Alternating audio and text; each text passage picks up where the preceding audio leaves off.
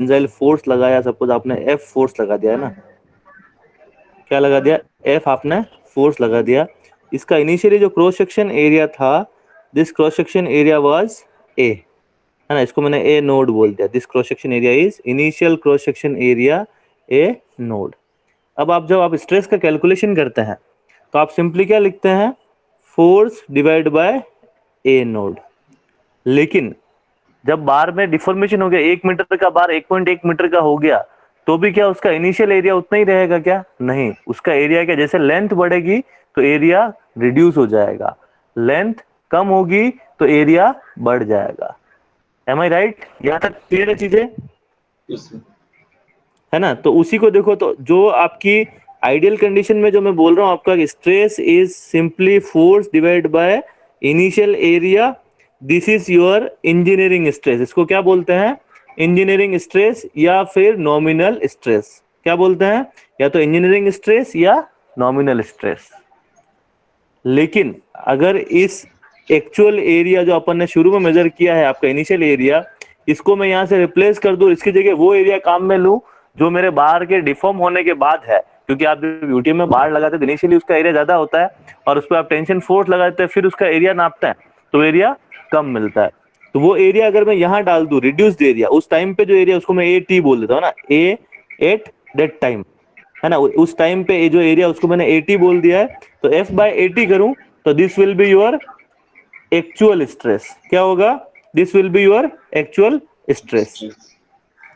ठीक है ना? तो अब अगर 80 की बात करते हैं, है ना, 80 की, तो सपोज इस बार पे अगर आपके टेंशन लगा है ना, क्या लगा है, टेंशन लगा है, तो इसका क्रॉस सेक्शन एरिया लोडिंग लगाने के बाद कम होगा या बढ़ेगा,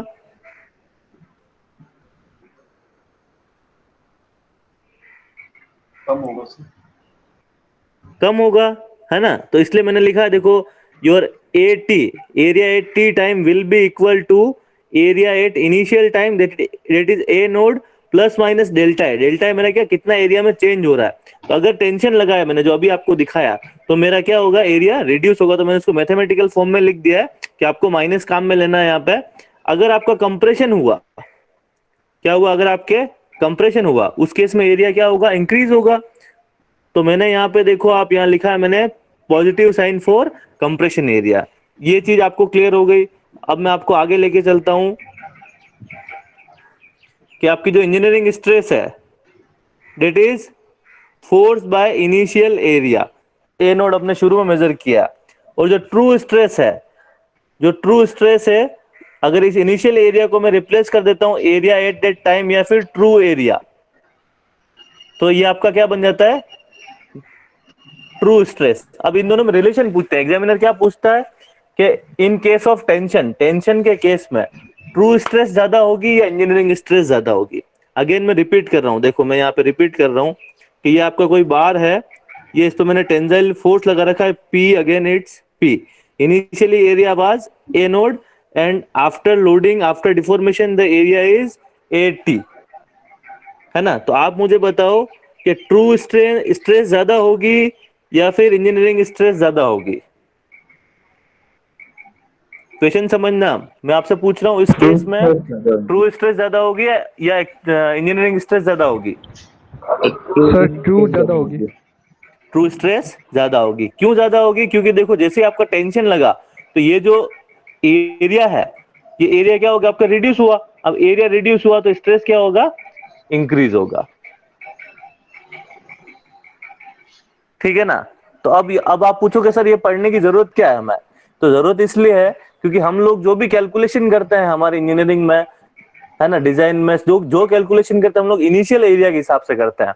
लेकिन अगर वो जब डिफॉर्म हो जाता है तो उसके, क्योंकि इलास्टिक लिमिट में भी तो वो डिफॉर्म होता है, तो डिफॉर्म होगा तो उसके क्या होगा, एरिया में, क्रॉस सेक्शन एरिया में कमी होगी। तो उसमें जो एक्चुअल स्ट्रेसेस जनरेट होगी वो हमने जो प्रेडिक्ट की, हमने जो कैलकुलेट की है, उससे भी क्या होगी, ज्यादा होगी इन केस ऑफ टेंशन। तो हमको क्या है, थोड़ा टेंशन के केस में आपको सेफ्टी फैक्टर ज्यादा लेके चलना पड़ेगा। क्लियर? एग्री करते हो इस बात से? अब यही बात अगर कंप्रेशन की करें, है ना, कंप्रेशन की करते हैं यही बात, तो कंप्रेशन में इसका उल्टा हो जाएगा कि आपकी जो ट्रू स्ट्रेस होगी वो इंजीनियरिंग स्ट्रेस से ज्यादा होगी, सॉरी उल्टा बोल रहा हूँ ना, कंप्रेशन में आपका ट्रू स्ट्रेस इंजीनियरिंग स्ट्रेस से कम हो जाएगा, क्योंकि देखो आपका जो एक्सप्रेशन होगा, अगेन आपका जो एक्सप्रेशन होगा that will be your true is UTM में जो रीडिंग नोट की आपने पी की वो divide by area at that time. अब यहाँ पे क्या होगा, कंप्रेशन के केस में एरिया इंक्रीज हो जाता है, एरिया इंक्रीज हुआ तो स्ट्रेस आपकी डिक्रीज हो जाएगी। तो कंप्रेशन के केस में प्रॉब्लम नहीं है। कंप्रेशन के केस में हम कॉलम की बात करते हैं, जैसे कोई कंप्रेशन मेंबर है आपकी ट्रसेज में, जो कंप्रेशन मेंबर होते हैं रूफ ट्रसेज में, वहां पे आपको स्ट्रेस की वैल्यू में एक्स्ट्रा आपको सेफ्टी फैक्टर्स लेने की जरूरत नहीं है, क्योंकि इसमें जो स्ट्रेसेज आएगी वो आफ्टर डिफॉर्मेशन उस कंडीशन से कम जनरेट होगी। ठीक, तो ये कभी कभार क्वेश्चन पूछा जाता है, आप इस पे थोड़ा गौर रखना कि इसमें क्या डिफरेंस है, और थोड़ा कॉन्सेप्ट भी है ये। क्लियर हुआ ये, है ना? अब देखो मैं आपको अगर क्लियर हो गया है तब इंजीनियरिंग स्ट्रेंथ पे लेके चलता हूं मैं ना, ये आप अगर बता दोगे क्लियर तो आपको सारा सब कुछ समझ में आ गया, है ना? जैसे इंजीनियरिंग स्ट्रेस और ट्रू स्ट्रेस था, वैसे ही इंजीनियरिंग स्ट्रेन और ट्रू स्ट्रेन है। ठीक है, यहाँ पे भी सेम आपकी वही टर्मिनोलॉजी है। ट्रू इंजीनियरिंग स्ट्रेन को मैंने लिखा है ई नोड से, which is your change in length divide by initial length eight initial time, है ना? ओरिजिनल लेंथ जो है आप नोट करते हैं यूटीएम में टेस्ट पीस लगाने से पहले। और ये जो ई टी लिखा है ये आपकी ट्रू स्ट्रेन है, जो मैंने डिफॉर्मेशन होने के बाद मैं लेंथ को मेजर कर रहा हूं तो वो है। तो अगर डिफॉर्मेशन के बाद मेजर कर रहा हूं मतलब लेंथ अगर मेरा टेंशन में था, अगर मेरा बार, तो लेंथ इंक्रीज हो गई, और अगर कंप्रेशन में था वो बार तो लेंथ डिक्रीज हो गई, ऐसा ही होगा। तो देखो यहां लिखा है मैंने कि जो लेंथ है ये एल एक्चुअल आफ्टर टेस्टिंग, ये अगर आपका टेंशन हुआ, यहां पे देखो आप देखोगे अगर आपका टेंशन हुआ तो मतलब क्या होगा, आपकी बार की लेंथ इंक्रीज हो रही है, so that is L plus delta L. और अगर आपका कंप्रेशन हुआ तो it will be L minus delta L. मतलब कुल मिलाकर आप ये समझो कि आपको अब क्या है कि बताना है कि इंजीनियरिंग स्ट्रेंथ ज्यादा होगी या ट्रू स्ट्रेंथ ज्यादा होगी, है ना? तो हम लोग अगर बात करते हैं अगेन टेंशन की, किसकी? टेंशन की। तो टेंशन के केस में वो क्या हुआ कि इनिशियली तो ये लेंथ थी आपकी, after application of load after deformation आपकी लेंथ हो गई ये। अब आपको बताना है कि यहाँ पे किसकी वैल्यू ज्यादा होगी, इंजीनियरिंग स्ट्रेन की या ट्रू स्ट्रेन की? इंजीनियरिंग स्ट्रेन की सर। इंजीनियरिंग स्ट्रेन की वैल्यू ज्यादा होगी। Yes sir. Are you sure?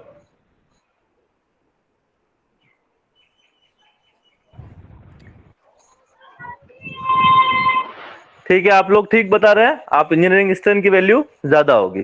ठीक है, तो ये स्ट्रेन का तो मैंने रेयर के देखा है, कभी देखा नहीं है, लेकिन इंजीनियरिंग स्ट्रेस वाला और ट्रू स्ट्रेस में कंपैरिजन जो है मैंने कुछ कंपटीशन एग्जाम्स में, लेवल के अच्छे एग्जाम्स में देखा है, और ऑब्जेक्टिव क्वेश्चन में पूछने लायक क्वेश्चन, नया क्वेश्चन है तो एग्जाम में आपके इंक्लूड हो सकता है, ध्यान रखना उसका, है ना? तो ये मैंने आपको इंजीनियरिंग स्ट्रेस ट्रू स्ट्रेस से रूबरू कराया।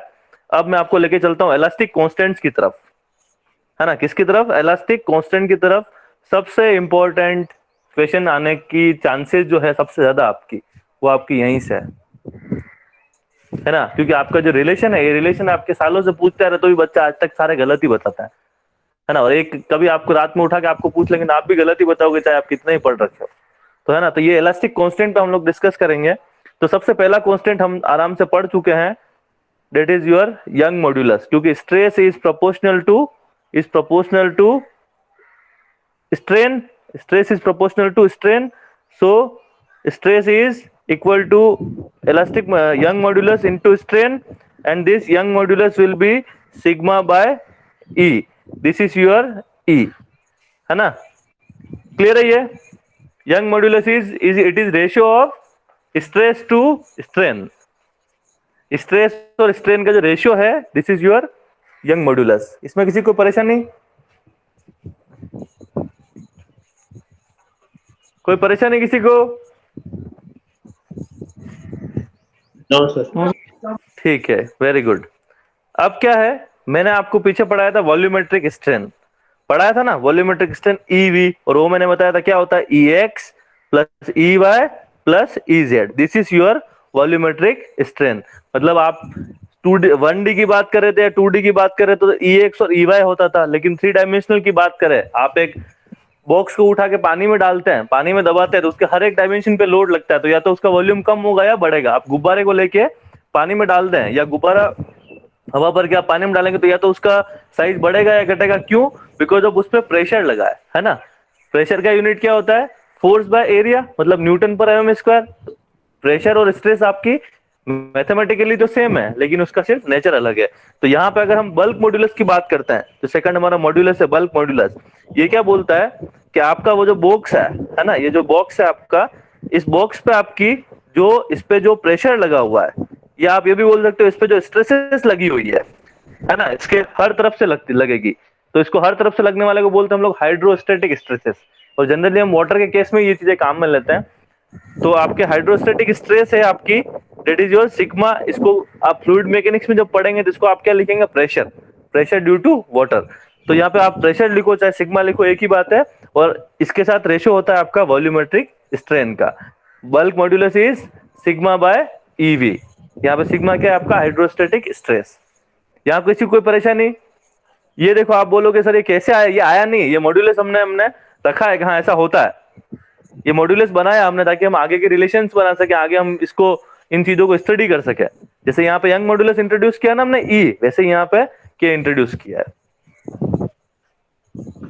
ठीक, अब और आगे चलते हैं हम लोग।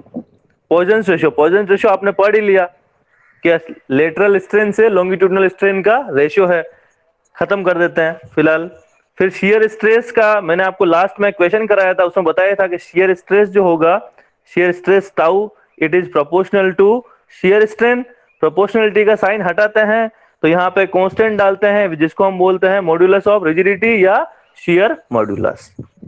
ठीक, यहां तक किसी को कोई परेशानी?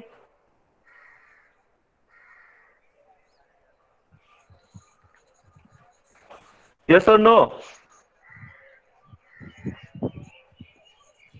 No sir. No sir.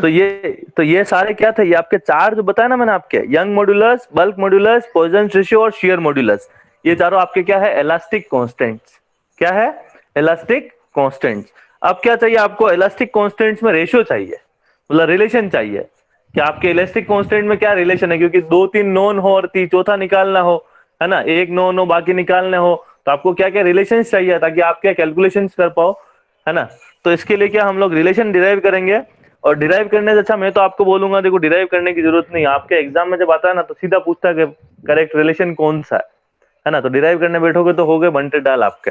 तो सीधा जैसे मेरे को याद है वैसे आपको याद होना चाहिए।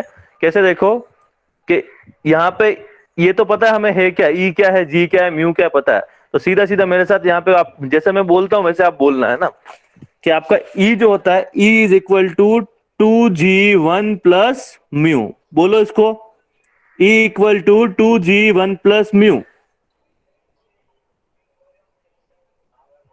सब लोग बोलो मेरे साथ, E equal to 2g1 plus mu.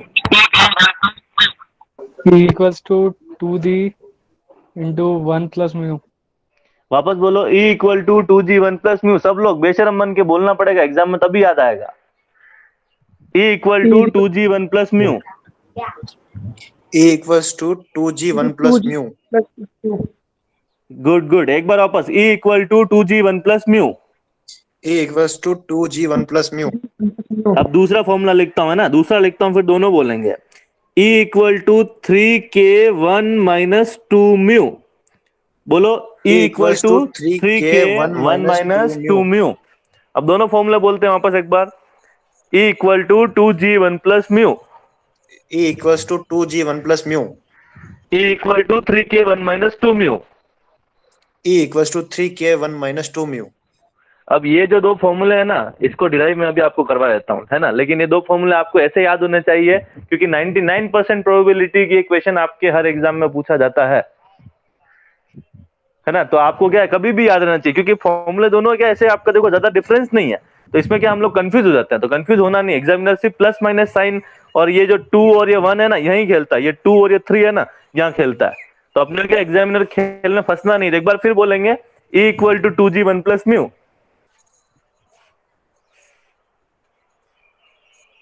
E equal to 3k 1 minus 2 mu.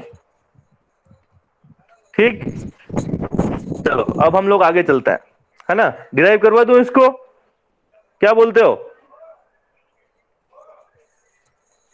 करा दो सर। कौन बोला? उज्जवल। हाँ सर। डिराइव नहीं करता है इनका, सर जरूरत नहीं है सर कराने की। जरूरत नहीं डिराइवेशन की, मैं नहीं समझता हूँ यहाँ पे जरूरत है डिराइवेशन की, क्योंकि मैं उसको उसको फॉर्मूले को यूज कैसे करना है क्वेश्चन में वो बता दूं तो वो ज्यादा अच्छा है ना। बाकी सब हम लोग पढ़ चुके, 2 फॉर्मूले आपको बता दिए। अब क्या है, दोनों फॉर्मूले डिराइव कर रखे थे मैंने, ये आगे मेरे। अब मैं चलता हूँ, एक तीसरा रिलेशन और है आपका, है ना। ये 2 रिलेशन आपके पढ़ लिए, अब तीसरा रिलेशन और है। वो तीसरा रिलेशन क्या है? 3 के बीच में। देखो अभी आपने रिलेशन क्या पढ़ा था? E इक्वल टू क्या था? 2g 1 plus mu. तो किस किस में था ये? E, G और म्यू में। फिर दूसरा था E equal to 3k 1 minus 2 mu. तो ये किस में था? E, K और म्यू में। अब आपको पूछ लेता है कि नहीं, आप रिलेशन बताओ भैया E, K और G में। किसमें? E, K और G में। म्यू को गायब कर दो। क्या करो? म्यू को गायब कर दो। तो म्यू को क्या करना पड़ेगा? इन दोनों इक्वेशन में से एलिमिनेट करना पड़ेगा। म्यू को क्या करना पड़ेगा? मैथमेटिकली इसको एलिमिनेट करना पड़ेगा। एक से म्यू की वैल्यू निकाल के दूसरी इक्वेशन में रखेंगे और सोल्व करेंगे तो जाके एक्सप्रेशन आएगा, है ना। तो इसको भी मैं याद करवाता हूं आपको। आप सिंपल याद रखोगे, बोलो मेरे साथ, 9 kg 3 kg। माइक ऑन करके बोलो, 9 kg 3 kg। 9 9 kg kg 9 kg 3 kg। एक बार वापस बोलते हैं, 9 kg 3 kg। 9 याद हो रहा है kg ना? इजी है ना? 9 kg 3 kg, है ना, है ना। तो अब ये कहानी देखो, ये फॉर्मूला ऐसे याद करना इसलिए जरूरी है क्योंकि ये आपके आते हैं, और आप जब तक इस चीज को बोलते नहीं है, क्योंकि पेपर में हम लोग हर चीज बोल के देखते हैं, है ना। हम लोग इवन इंग्लिश का वर्ड पढ़ते हैं ना कोई भी, तो स्पेलिंग करेक्ट करने को अगर मैं आपको बोलूं, मैं आपको बोलूं कि आप ये पढ़ो भैया, मैं आपको बोलूं कि इसमें क्या गलती है आप बताओ, है ना। तो आप क्या करेंगे? इसको बोल के देखेंगे कि नहीं, हॉर्स हॉर्स हॉर्स, इसमें एच नहीं आना चाहिए, है ना। तो आप उस एच को काट देंगे। स्क्रीन नहीं आ रही। स्क्रीन नहीं आ रही मेरी? पेन चली गई सर। अभी अभी अभी अभी आ जाएगी, 1 मिनट है।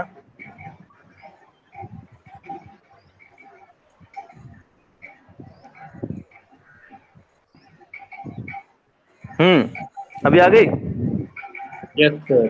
हाँ सर। है ना। तो जैसे मैं आपको पूछता हूं कि भैया इसमें आपके क्या गलत लिखा है ना, स्पेलिंग में क्या गलत है, तो आप क्या करते हैं? इसको बोल के देखते हो, हॉर्स हॉर्स हॉर्स, हाँ एच नहीं आना चाहिए, तो आपके इस एच को एलिमिनेट कर लेते हो। तो एग्जाम में भी आपको ऐसे ही होगा, आप वहां बोल के देखेंगे फॉर्मूला, या लिख के देखेंगे कि E equal to 2g 1 plus mu, E equal to 2g 1 minus mu. नहीं, 1 माइनस म्यू तो मैंने सुना ही नहीं, 1 प्लस म्यू होता है। तो आपको वहां पे ऐसे गेस करना है, क्योंकि फॉर्मूला आपको चारों सिमिलर मिलेंगे, ज्यादा फर्क नहीं आएगा। ऐसा लिखेगा वो, एक ऑप्शन देगा E is equal to 2g 1 plus mu, दूसरा ऑप्शन देगा E equal to 2g 1 minus mu, एक ऑप्शन देगा E equal to 3g 1 minus 2 mu. तो अब आप देख के ये लग जाता है कि नहीं यार मैंने तो सारे ही पढ़ रखे हैं, तो कंफ्यूजन होती है। इसलिए कि आप इसको जैसे कहा नहीं, आप कोई वर्ड याद करते हो ना, भगवान का नाम याद करते हो सीधा सीधा, वैसे याद कर लो। E equal to 2g 1 plus mu, E equal to 3k 1 minus 2 mu, और तीसरा मैंने आपको बताया 9 kg बाय 3 kg। तो ये देखो फॉर्मूला आपके सामने यहाँ पे, this is your 9 kg divide by 3k और प्लस g करना है बस। अब आपको फॉर्मूला अगर ऐसे याद रहेगा 9 kg 3 kg, तो आप ये तो कर दोगे 3k प्लस g, वो तो आप कर दोगे, इतना मुझे भरोसा है। लेकिन ये याद आना चाहिए कि 3 kg 9 kg। समझ में आया? Yes sir.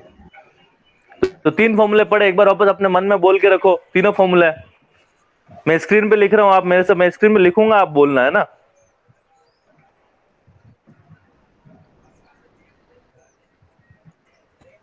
बोलो फॉर्मूला क्या है? 2g 1 plus mu.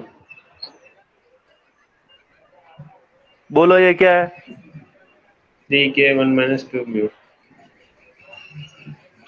लास्ट वाला बोलो क्या है? 9 kg 3 kg। 9 kg 3 kg। तो आपने क्या 3 फॉर्मूले देखो याद कर लिया है ना, मजाक मजाक में।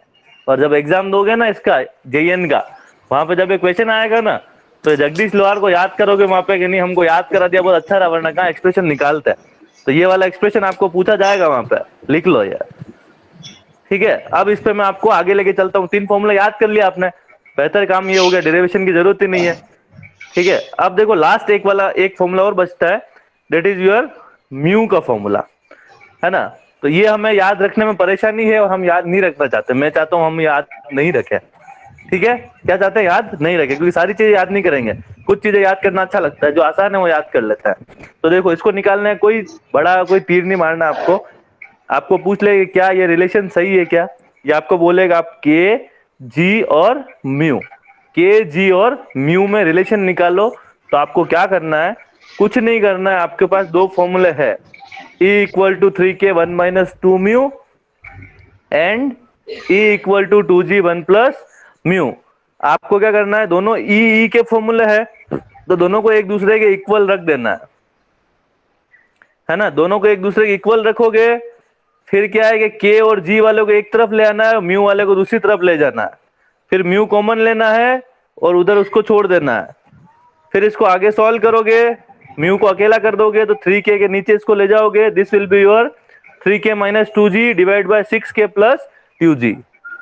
ठीक है, इसको डिराइव करना फिर देख लो एक बार, कुछ नहीं करना, दोनों इक्वेशन को बराबर रखना है और आपके एक्सप्रेशन निकल के आ जाएगा। ठीक है, तो कंपटीशन में ये आ जाए तो भी ध्यान रखना है, हमें क्या क्वेश्चन से समझना है कि हमको क्वेश्चन सॉल्व कैसे करना है, क्योंकि टाइम उतना ही मिलेगा, जो आपका कितना मिलेगा 1 मिनट मैक्स। तो तीनों रिलेशन कवर हुआ है। अब मैं बिना लेट किए पहले आपको रिलेशन पे क्वेश्चन कराता हूं, है ना, ताकि आपको क्या कि पता लगे कि रिलेशन पे क्वेश्चन आता कैसा है।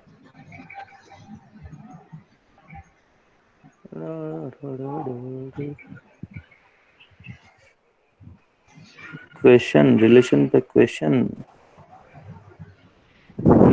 क्वेश्चन कराने के लिए आपको ले जाते हैं। स्क्रीन दिख रही है मेरी आपको? Yes sir.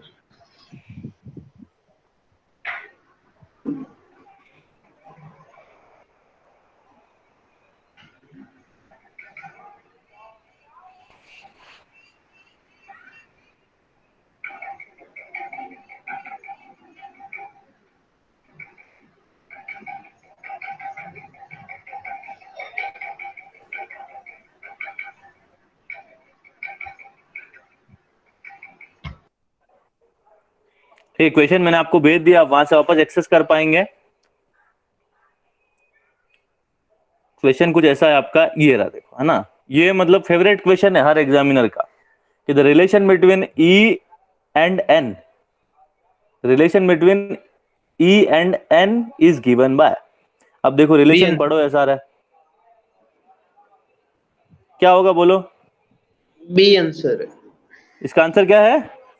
बी। बी। देखो यहाँ पे देखो आपको क्या है, वहां पे हम शेयर मॉड्यूलस को जी से लिख रहे थे, इसने क्या लिखा है, एन से। मैंने आपको बताया था इसको जी या एन दोनों से लिखते हैं, कभी कभार सी से भी लिखता है ना। तो अपने को तो शेयर मॉड्यूलस जी होता है, ध्यान रखना। तो हम क्या करेंगे, यहाँ से इस एन की जगह जी ध्यान आना, तो E equal to 2g 1 plus mu, ये जी की जगह एन, तो आपका करेक्ट आंसर क्या है आपका बी। ठीक, ये तो है आपका आसान क्वेश्चन सबसे, इसमें कोई परेशानी नहीं है। अब आपका देखो क्वेश्चन आता है ये पढ़ो जरा, क्या क्वेश्चन है। The ratio of normal stress to volumetric strain is known as bulk modulus.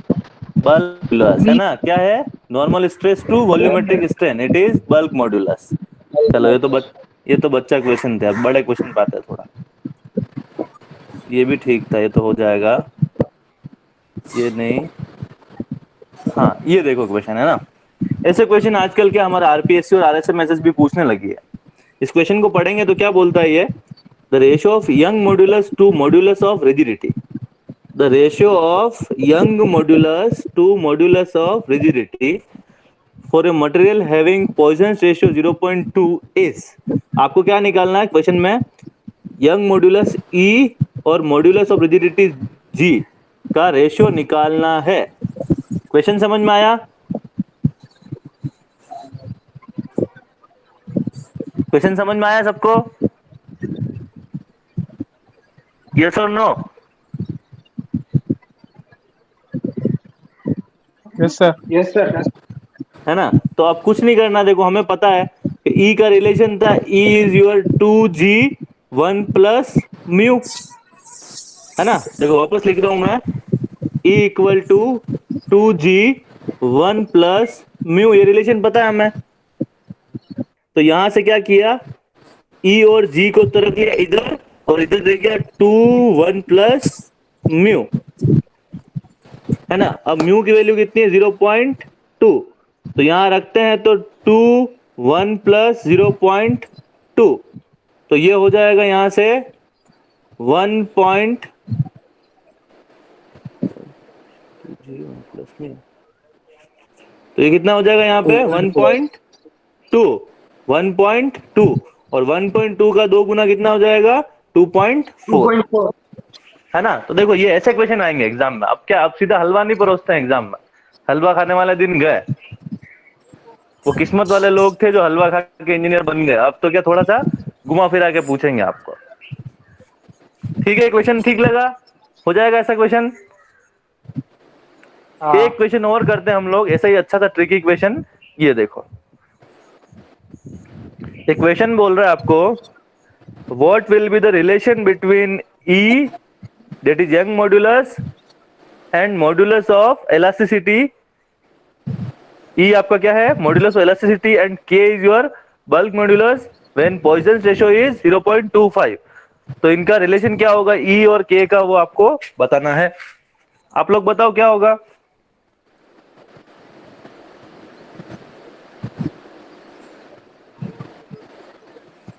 ये फॉर्मूला आपको याद आना चाहिए, देखते ही क्वेश्चन देखते ही टूट पड़ना, E is equal to 3k 1 minus 2 mu, है ना? म्यू की वैल्यू रखोगे यहाँ पे 0.5, तो ये कितना हो जाएगा 0.25 रखोगे तो ये कितना हो जाएगा 0.5, तो 1 माइनस 0.5 इज 0.5, है ना? और 0.5 को 3 से मल्टीप्लाई करोगे तो ये 1.5, तो ई इज 1.5 के। एक बार वापस कैलकुलेट करते हैं हम लोग इसको, देखो E equal to 3k 1 minus 2 mu, mu की वैल्यू रखोगे 0.25, तो ये बन जाएगा ई इक्वल टू 3k 1 माइनस 0.5। फिर और आगे इसको सॉल्व करोगे तो ये बन जाएगा 3 इंटू 1.3 इंटू 0.5, तो अल्टीमेटली कितना हो जाएगा 1.5। ठीक, क्वेश्चन समझ में आया?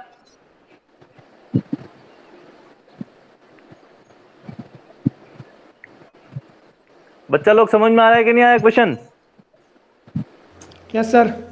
है ना? तो ऐसे क्वेश्चन आएंगे एग्जाम में, देखो। और ये एग्जाम में बहुत पूछा गया, आपके आरपीएससी वाले का फेवरेट क्वेश्चन है। गेट 2, आरपीएससी 2, एसएससी 2, सब में पूछा जाएगा क्वेश्चन ये। ठीक है, तो इस तरीके से आपके क्या है, इलास्टिक कांस्टेंट के क्वेश्चन आएंगे, जिसमें आपको क्या रिलेशन पता हो ना तो सारे क्वेश्चन हो जाते हैं। देखो मैंने आपको 3 रिलेशन याद करा है, ई is equal to 2g 1 plus mu, e is equal to 3k 1 minus 2 mu, और e is equal to 9 kg by 3 kg। और चौथा रिलेशन क्या, हम इक्वेशन को एलिमिनेट करके निकाल लेते हैं। जैसे मुझे याद है वैसे आपको याद होना चाहिए, नींद में उठा के पूछूं आपको पता होना चाहिए, तो एग्जाम में क्वेश्चन हो जाएगा। ठीक है, तो ये आपने क्वेश्चन करा दिया। अब मैं वापस आपको लेके चलता हूं आपके कंटेंट की तरफ।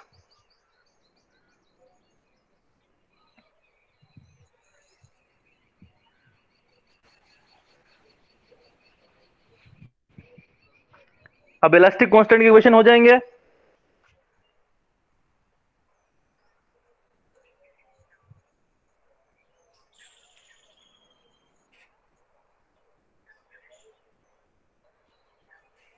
उज्जवल, हाँ सर। ई और जी का रिलेशन बोलो।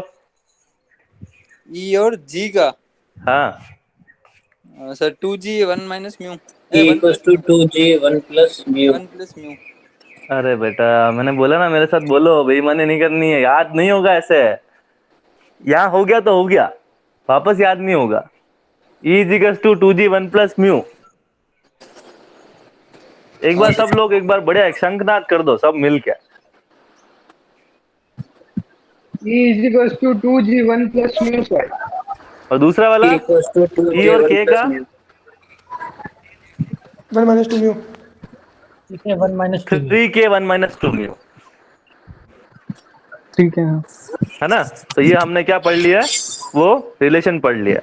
अब मैं आपके लिए एक अगेन वापस से आता हूं आपके लिए कि आपके पास क्या है कि कोई आइसोट्रोपिक मटेरियल हो। कौन सा मटेरियल हो? आइसोट्रोपिक, है ना। आज क्लास में कौन कौन है? एक मिनट है, नए बच्चे हो तो हम उसको बताएं आइसोट्रोपिक होता क्या है। कौन कौन है क्लास में?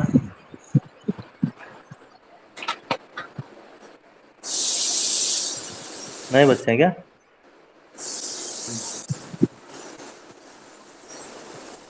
ठीक है, चलो आज आप लोगों को बता देता हूं मैं, है ना, कि होता क्या आइसोट्रोपिक होता क्या है ना।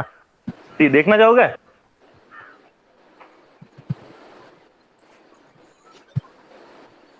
क्या भाई लोग, आइसोट्रोपिक का मतलब समझना चाहोगे होता क्या है? क्योंकि आइसोट्रोपिक हम लोग हर सेमेस्टर में लिखते हैं। Harshal, yes sir. आज आइसोट्रोपिक का मतलब बताता हूँ, कोई गलती हो तो करेक्शन करना है ना वहाँ पे। Yes yes sir. ठीक है, देखो अब आइसोट्रोपिक के लिए मैं पहले एग्जांपल लेता हूँ। आइसोट्रोपिक होता क्या, पहले डेफिनेशन हमने पढ़ी है। होमोजेनियस वो है जिसमें हर एक पॉइंट पे प्रॉपर्टी सेम हो, और आइसोट्रोपिक वो है कि जिसमें हर डायरेक्शन में प्रॉपर्टी सेम है ना। अब इन दोनों सेंटेंस को मैं यहाँ पे प्रूव करता हूँ कैसे सही है। देखो, आपको मैंने क्या कि आपका टी शर्ट है ना, टी शर्ट आपका कपड़े पहन रखे आप लोगों ने, शर्ट टी शर्ट जो भी है ना। तो मैं दो बना रहा हूँ, है ना। एक पहन रखा है उज्जवल ने और एक पहन रखा है हमारे राजेश जी ने। राजेश जी पहनते लिनन का और उज्जवल पहनता है नॉर्मल टी शर्ट, है ना। तो ये राजेश जी वाला जो लिनन का शर्ट है वो मैं यहाँ बना रहा हूँ। इसमें ऐसे रेशे देखो, ऐसा है, उसमें ऐसे ऐसे क्या है, उसमें सारे थ्रेड्स है, आपके कपड़े के थ्रेड्स है इस तरीके से, और ये वापस इंटरलिंक्ड है इस तरीके से, ऐसा ही है। क्यों राजेश जी, ठीक है ना? ठीक है सर, आप पहना दो अच्छा है। ठीक है, अरे लिनन के पहनते हो यार, आप मानो, है इसमें क्या है। ठीक है सर। ठीक है, उसके बाद ये हमारा उज्जवल का डेनिम का नहीं है, उज्जवल का ये लिवाइस का टी शर्ट है, अच्छा सा, है ना, ब्रांडेड अच्छा। उज्जवल भी हमारा LIC का एजेंट है, किसी को LIC करवाना हो तो इससे संपर्क करना, है ना। तो ये देखो, इसका जो है टी शर्ट धन्यवाद सर। आपका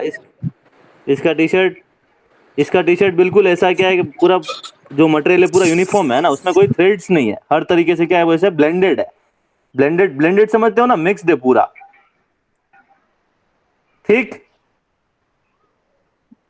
ये क्लियर हुआ? तो उज्जवल और राजेश जी दोनों के शर्ट की डिजाइन आपको ध्यान रखने फिलहाल। अब मैं आपको आगे लेके चलता हूँ, है ना। अब मैं पहले लेके चलता हूँ उज्जवल से, है ना। अब इन दोनों में क्या, इन दोनों में हम बात करेंगे दोनों में होमोजीनियस है कि नहीं दोनों, है ना। तो अब बात बताओ, क्या उज्जवल का टी शर्ट होमोजीनियस है? हाँ है सर। है ना, उज्जवल का टी शर्ट होमोजीनियस है क्योंकि इसमें हर एक पॉइंट पे आप कहीं से भी उठा के देखो, ये मैं अभी बना रहा हूँ आपके ब्लू से, है ना। इसमें कहीं से भी देखो आप, हर एक पॉइंट पे क्या है, मटेरियल सब जगह सेम है। मटेरियल क्या है, हर पॉइंट पे सेम है। तो ये क्या हो गया आपका होमोजीनियस। अब राजेश जी का बताओ भैया, वो उसमें सेम है क्या, उसमें होमोजीनियस है? नहीं है सर। किसने कहा नहीं है?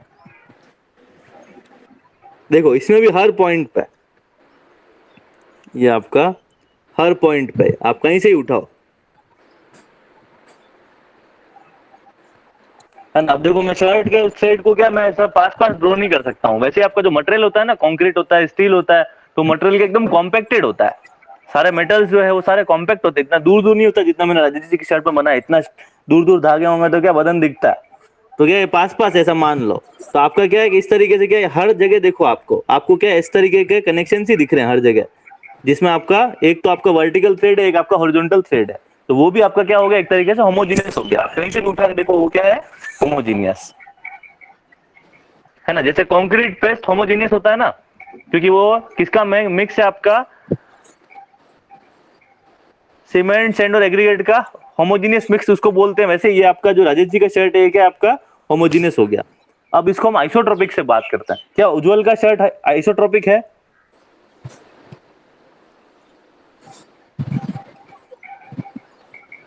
नहीं है सर। नहीं है? है हे वाले कौन है, नहीं वाले कौन कौन, नाम बताओ अपना। लोकेश बैरवा।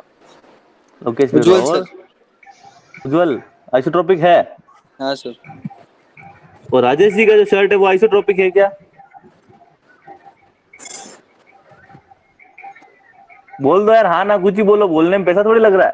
नहीं है, नहीं है। नहीं है ना? अब एक्सप्लेन करते हैं इसको, देखो है ना, इसको मैं एक्सप्लेन करता हूँ कैसे। मैं पहले है ना उज्ज्वल के शर्ट की बात करूंगा, तो राजेश जी का शर्ट हटा रहा हूँ मैं ना। तो ये उज्ज्वल का शर्ट मैंने यहाँ पे ये बना दिया, इसमें मैंने अंदर हर जगह क्या है वो पूरा सेम है। तो मैंने क्या किया, इस शर्ट में से आपके मैंने दो टुकड़े फाड़ूंगा, है ना, मैं दो टुकड़े फाड़ूंगा। एक टुकड़ा लिया मैंने यहाँ से ऐसा, और दूसरा टुकड़ा लिया मैंने यहाँ से ऐसा, ठीक है। उज्ज्वल का टी शर्ट है ना, जो जो मेरा होमोजीनियस था और जिसमें ब्लेंडेड मटेरियल था। अब इसको क्या है, मैं दोनों को टेस्ट करूंगा, दोनों को क्या करूंगा, इस पे दोनों पे टेंजाइल टेस्ट करूंगा। तो दोनों के जो टेंजाइल टेस्ट करने पे स्ट्रेस स्ट्रेन का जो कर्व आएगा, क्या वो सेम आएगा? हाँ सर। है ना, सेम आएगा, क्योंकि उसमें जो मटेरियल था वो सब तरफ से क्या इक्वली वैसे ही डिस्ट्रीब्यूटेड था, है ना, वो पूरा ब्लेंडेड था एक दूसरे से। तो ये तो आपका क्या हो गया, आइसोट्रोपिक। क्या हो गया, आइसोट्रोपिक। क्या आप इसमें किसी भी डायरेक्शन में आप इलास्टिक प्रॉपर्टी चेक करो, किसी भी डायरेक्शन में इलास्टिक प्रॉपर्टी चेक करो, आपको क्या है वहां पे सेम प्रॉपर्टी मिल रही है। इलास्टिक प्रॉपर्टी मतलब स्ट्रेस से स्ट्रेन का रेशियो, है ना, इलास्टिक कांस्टेंट। तो आपका वो क्या हो गया, आइसोट्रोपिक। ठीक, ये क्लियर हुआ? हाँ हो गया। है ना। अब हम बात करते हैं राजेश जी के शर्ट की, है ना, वो ऐसा था और उसमें क्या थे भैया, इससे बनाने पड़ेंगे क्या इसमें, 1 2 3 4 5 6 7 8 इस तरीके से इसमें ऐसे रेशे, और दूसरे थे इसमें, ठीक। बन गया राजेश जी का शर्ट। अब देखना बच्चों, अब मैं जो बता रहा हूं वो देखना, है ना।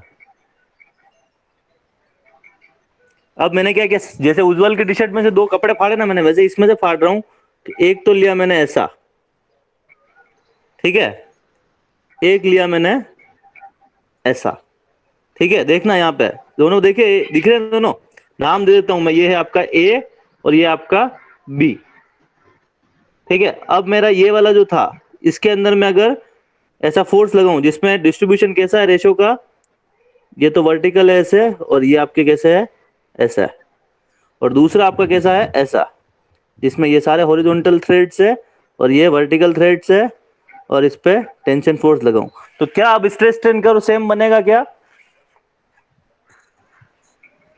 नहीं बनेगा सर। है ना। इसमें तो क्या होगा, इस वाले में, ए वाले में आप जैसे फोर्स लगाओगे ना, तो सारे जो थ्रेड्स है वो उसके लोड की डायरेक्शन में, ये तो वो क्या है, ज्यादा स्ट्रेन होने नहीं देगा, ज्यादा स्ट्रेन होने नहीं देगा। लेकिन जैसे ही आप इसमें लगाओगे, बी वाले में, कम स्ट्रेस पे ही ज्यादा स्ट्रेन हो जाएगी, है ना। तो मतलब इसमें क्या, अगर आपने हॉरिजॉन्टल डायरेक्शन में लिया तो स्ट्रेस स्ट्रेन की प्रॉपर्टी अलग है, और इंक्लाइंड में लिया तो स्ट्रेस स्ट्रेन की प्रॉपर्टी अलग है। तो आपकी क्या इलास्टिक प्रॉपर्टीज हर डायरेक्शन में अलग अलग है, तो इसलिए हम इसको क्या बोलते हैं, ये it is not isotropic, it is anisotropic. क्या बोलते हैं, अनआइसोट्रोपिक। समझ में आया? Yes sir. है ना। तो आज के बाद जब जहां पे भी हम लिखेंगे material is homogeneous, material is isotropic, तो ये जो मैंने आपको एग्जांपल दिया ना, ये दोनों याद रहने चाहिए हमें। सर एनिसोट्रोपिक क्या होता है ना। अब हम आइसोट्रोपिक के तीनों टाइप्स की बात करते हैं ना। तो होमोजेनियस का तो सिंपल होमोजेनियस होगा, या फिर नॉन होमोजीनियस होगा, है ना, या फिर हेट्रोजीनियस बोल देते हैं, होमोजीनियस एंड हेट्रोजीनियस। जो होमोजीनियस है उसमें आपको हर जगह हर पॉइंट पे प्रॉपर्टी सेम है, और हेट्रोजीनियस में हर पॉइंट पे प्रॉपर्टी सेम नहीं है। ये तो क्लियर हो गया। अब हम आइसोट्रोपिक की बात करते हैं। तो ये ट्रोपिक वाले तीन चीजें हैं आपकी, एक तो होता है आइसोट्रोपिक, है ना, एक होता है आपका अनआइसोट्रोपिक, ठीक है, और एक होता है आपका ऑर्थोट्रोपिक। क्या होता है, नाम सुना ऑर्थोट्रोपिक का?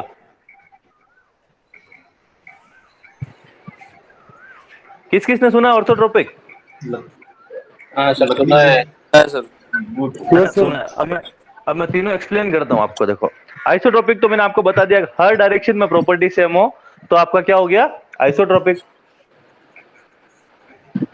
ठीक, और मतलब आपके 3 डायरेक्शन होते हैं, देखो एक्स वाई जेड, है ना, मेनली 3 डायरेक्शन होता है। तो हम लोग कहीं से भी सेक्शन कट करें तो सब जगह से अगर आपके डिफरेंट है तो it is not, it is anisotropic. अगर आपके हर जगह प्रॉपर्टी सेम हो जाए, डिफरेंट हो जाए, जैसे मैंने लास्ट में बताया ना एग्जांपल राजेश जी के शर्ट का, वो आपका क्या था मटेरियल, अनआइसोट्रोपिक, और जो उज्जवल का था वो आइसोट्रोपिक। मतलब हर डायरेक्शन में property same, that is isotropic, her direction में डिफरेंट, क्या बोल रहा हूँ, हर डायरेक्शन में डिफरेंट, तो क्या हो गया वो अनआइसोट्रोपिक। अब ये ऑर्थोट्रोपिक क्या बला है ये समझना आप, ये 2 क्लियर हो गए, आइसोट्रोपिक और अनआइसोट्रोपिक। Yes sir. अब ऑर्थोट्रोपिक पे आते हैं। आप लोग क्या है कि जब कोई पेड़ काटते हैं ना, ये पेड़ होता है आपका, है ना, होता है ऐसा ही। अब क्या है, इस पेड़ के, इस टिम्बर को, इस पेड़ को लाते हो आप, है ना, तो नेचुरल कंडीशन में होता है, उसको तो बोलते हो वुड, और उसको लाके आप जब काट छांट कर देते हो तो क्या बोलते हो, टिम्बर, है ना। तो मैंने क्या किया, इसका एक टुकड़ा काटा यहां से, ऐसा देखो, ये कैसा काटा, ऐसा प्लैंक काटा, ठीक है ना, ऐसा। अब इस पर्टिकुलर छोटे टुकड़े को लाके मैं देख रहा हूं यहाँ पे, तो ये मुझे कैसा दिखेगा, जैसा दिखेगा वो मैं यहां बना रहा हूं आपके लिए।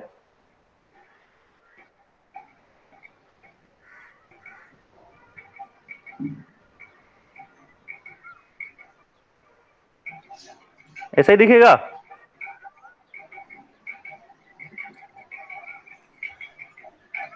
क्या ऐसा दिखेगा क्या, उसमें इस तरीके की मेडुलरी एनुलर रिंग्स होगी, क्या होगी, एनुलर रिंग्स होगी, ऐसे ही होगा ना, उसमें अलग अलग रेशे ऐसे ऐसे गोल गोल रिंग्स रहती है। आप पेड़ को देखते हैं ना, काट के देखा कभी क्रॉस सेक्शन, देखा है क्या आप लोगों ने, यस सर। देखा है, किस किसने देखा है, नहीं देखा है ना, इंटरनेट, हाँ सबने देखा, लगभग सबने देखा। हम लोग क्या अंग्रेज नहीं इतने, हम लोग समस्त भारतीय लोग क्या जानते हैं इतना, है ना। तो क्या है, अब यहाँ पे इसकी बात करते हैं हम, कि इसकी बात करेंगे अगर, तो एक ये तो मैंने बनाया क्रॉस सेक्शन, ये मैंने क्या बनाया, क्रॉस सेक्शन, और इसको अगर मैं वर्टिकली देखता तो वर्टिकली मुझे कैसा दिखता, इसका वर्टिकल अगर व्यू देखूं मैं यहीं से, तो ये आपका वर्टिकल बना हुआ है ना, इसका वर्टिकल जो आपका फेस है वो ये बना हुआ है। अब मैं क्या करूं, देखो इस वर्टिकल वाले पे अगर मैं ऐसा लगाऊं टेंशन, क्या लगाऊं, वर्टिकल वाले पे लगाया एक तो मैंने टेंशन, और एक लगाया मैंने इस वाले पे लगाया टेंशन, क्या प्रॉपर्टीज चेंज होगी दोनों की, यस और no, yes sir. Yes, change होगी, है ना। तो ये बोल सकते हो अब इसकी प्रॉपर्टी अलग होगी इससे। अब मैं इसको छोड़ देते हैं ना, लेंथ वाले को छोड़ देते हैं, अब इस क्रॉस सेक्शन की बात करते हैं। एक मैंने लगा रखा है, अब मैं दूसरा बनाता हूं अगेन, एक मैंने लगाया इस डायरेक्शन में, ठीक है, एक मैंने लगाया इस डायरेक्शन में, क्या ये इन तीनों में प्रॉपर्टीज चेंज होगी क्या, नहीं सर। No sir. नहीं होगी, है ना, नहीं होगी। तो इसमें क्या, अगर किसी एक प्लेन में, जैसे ये प्लेन है ना, अगर किसी एक प्लेन में हर एक डायरेक्शन में अगर इलास्टिक प्रॉपर्टी सेम हो तो उसको हम क्या बोलते हैं, ऑर्थोट्रोपिक। कंडीशन ये है कि सिर्फ एक प्लेन में, उसकी उस प्लेन के अलावा उसका जो परपेंडिकुलर प्लेन है नॉर्मल टू द प्लेन उसमें डिफरेंट है, लेकिन उस पर्टिकुलर प्लेन में आपके हर एक डायरेक्शन में अगर इलास्टिक प्रॉपर्टी सेम है तो उसको क्या बोलते हैं, ऑर्थोट्रोपिक। क्लियर हुआ, yes sir. I hope it is clear, yes sir. है ना। तो आज हमारी क्लास को ये आइसोट्रोपिक और अनऑर्थोट्रोपिक, सॉरी अनआइसोट्रोपिक, इनके साथ खत्म करते हैं, है ना। और एक क्वेश्चन करवा देता हूं लास्ट में आपको एक और,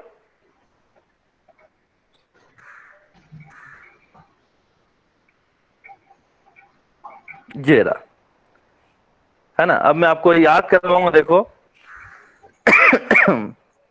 क्वेश्चन दिख रहा है, क्वेश्चन दिख रहा है क्या, sir. for an isotropic, homogeneous and elastic material obeying Hooke's law, number of independent elastic constant is, question वापस पढ़ो एक बार, for an elastic and homogeneous and elastic material. Isotropic, homogeneous and elastic material obeying Hooke's law. Number of independent elastic constant is, है ना। तो देखो इसने क्या बोला, आपके पास इलास्टिक कांस्टेंट कितने होते हैं, एक तो E होता है, एक G होता है, एक म्यू होता है और एक K होता है। ये होता है, यही होते हैं क्या? Yes sir. हाँ सर। है ना। तो देखो यहाँ पे समझना, अगर आपके अभी जो हम जो आइडियल कंडीशंस पढ़े ना, आइसोट्रोपिक, होमोजेनियस, हम मटेरियल में लगा के फिर अपन ने फॉर्मूला डिराइव किया सारे, तो उसमें आप देखते हो ना, E का फॉर्मूला क्या है, E is to 2G1 plus mu, है ना। फिर है आपका E equal to 3K1 minus 2 mu, है ना। मतलब आपको अगर E की वैल्यू निकालनी है तो आपके पास G और म्यू की वैल्यू हो सिर्फ, तो E की वैल्यू निकाल लेते हो, आप निकाल लेते हो ना। Yes sir. मतलब E खाली डिपेंड है G और म्यू पे। वैसे अगर आपको क्या है कि K और म्यू की वैल्यू गिवन हो तो भी आप E निकाल लेते हो। मतलब इसका कहने का मतलब है कि आपके पास अगर दो कांस्टेंट हो, दो कांस्टेंट गिवन हो, तो बाकी के दो कांस्टेंट क्या आप निकाल सकते हो, क्योंकि वो फॉर्मूला पे डिपेंडेंट है, उनके रिलेशंस पे डिपेंडेंट है, निकाल लेते हो। तो यहाँ पे जब ऐसा क्वेश्चन आता है, यहाँ पे जब ऐसा क्वेश्चन आता है आपका, तो यहाँ पे आप क्या देखते हो कि आइसोट्रोपिक, होमोजेनियस और इलास्टिक मटेरियल है, इसके लिए आपके दो इंडिपेंडेंट होते हैं, टोटल कांस्टेंट तो 4 होते हैं, लेकिन क्या दो होंगे तो निकाल सकते हैं। तो इसका जो आंसर होगा वो क्या होगा, नन ऑफ दीज। इसका आंसर होगा 2 यहाँ पे, ठीक है ना, ये ध्यान रखोगे। जब कंडीशन हो आइसोट्रोपिक, होमोजेनियस, तो उसके लिए क्या हो जाएगा, आपको दो इंडिपेंडेंट इलास्टिक कांस्टेंट चाहिए।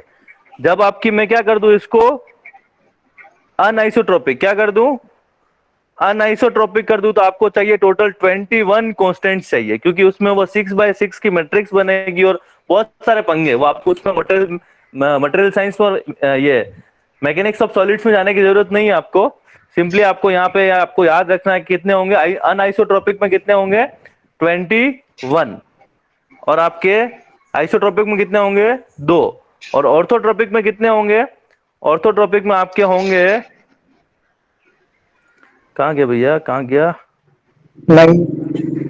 और ऑर्थोट्रोपिक में होंगे आपके 9। तो यहाँ पे ये जो पेज है, ये मैं आपको उसमें पीडीएफ में दे रहा हूं, तो ये आपको क्या, आपको ध्यान रखना है। आइसोट्रोपिक में 2, ऑर्थोट्रोपिक में 9 और अनआइसोट्रोपिक में 21।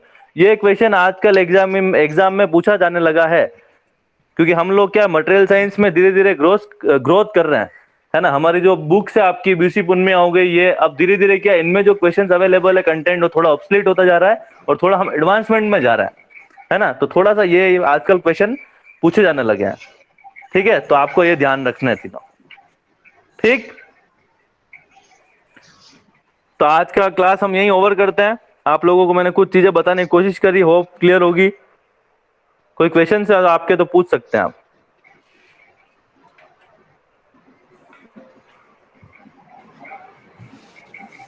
सर बहुत अच्छा सेशन रहा आज का।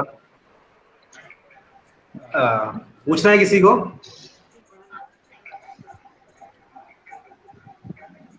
No sir. है ना। तो ये आज आप क्या करना, आज आप अपने सारे इंजीनियर दोस्त लोगों को फोन करना, जो अपने अपने एरिया में सब मास्टर्स है सारे, है ना, उनको पूछना कि भाई मेरे को तो आइसोट्रोपिक और अनआइसोट्रोपिक में डिफरेंस समझा प्रैक्टिकली। तो आपको क्या है कि आपको ये मिलेगा कि 99% आपको बता ही नहीं पाएंगे कि होता क्या है आइसोट्रोपिक, है ना। तो एज ए इंजीनियर हम लोग पूरी इंजीनियरिंग इसी के बेसिस पे कर रहे हैं कि मटेरियल इज आइसोट्रोपिक, हमें उसका फिजिकल मीनिंग, सिग्निफिकेंस पता होना चाहिए। तो आज के बाद जो मैंने आपको ज्ञान दिया है, ये ध्यान रखना, और किसी भी इंटरव्यूअर को, जो हमारे फाइनल ईयर के बच्चे हैं, वो इंटरव्यूअर को ऐसा घुमा देंगे ना, अगर एक क्वेश्चन उनको आता है तो, कि सर मैं आपको बताता हूँ आइसोट्रोपिक होता क्या है, और अगर आपने एक्सप्लेनेशन दे दिया तो आपको कंपनी उठा के ले जाएगी, ठीक। Yes sir. ठीक है, चलो धन्यवाद सर। हाँ आई थिंक सेशन अच्छा रहा सर, और जैसा भी आज थोड़े स्टूडेंट्स कम थे, आई विश कल ज्यादा होंगे। आप लोग भी अपने दोस्तों को थोड़ा सा बोलिए, जो भी दोस्त लोग हैं क्या, और जो भी नहीं आए हैं, तो थोड़े अच्छे सेशन हो रहे हैं, ठीक है। तो सभी लोग थोड़ा सा प्रचार प्रसार कीजिए, बाकी तो कुछ नहीं, ताकि हमें भी थोड़ा सा मोटिवेशन मिले, कि आज आई थिंक 16 के राउंड ही बच्चे थे, 16 18 हाईएस्ट गए थे, तो 30-40 की क्लास में थोड़ा अच्छा नहीं लगता है ऐसा। ठीक है, बाकी कल इसी टाइम पे मिलते हैं अपन 5 बजे। किसी को कोई डाउट है, कुछ पूछना है तो पूछ सकता है। तो सर हाँ पूछो नरेंद्र। सर वो है ना, आपने वो प्योर शेयर क्या बताया था सर, वो हाँ डिफॉर्मेशन सर, वो 5 एंगल का आधा होता है सर वो। हाँ मयंक, लोकेश, क्लियर है सभी? हेलो हाँ नरेंद्र बोलो, मैं सुन रहा हूँ, बोलो।